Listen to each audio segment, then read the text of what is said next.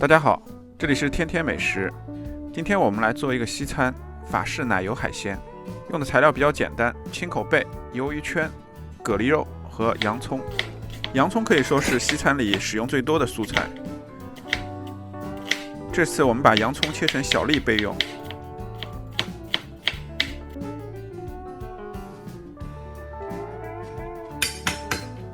再准备点蒜蓉。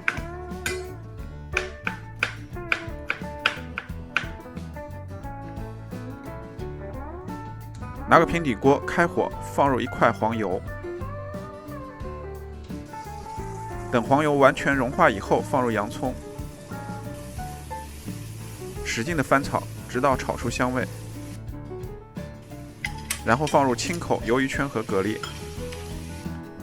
然后倒入白葡萄酒去腥，盖上锅盖焖煮一会儿。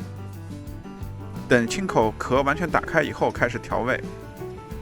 放入最重要的清奶油，再放入适量的盐，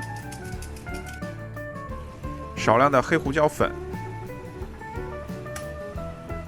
翻炒均匀后，开中火炖煮2分钟。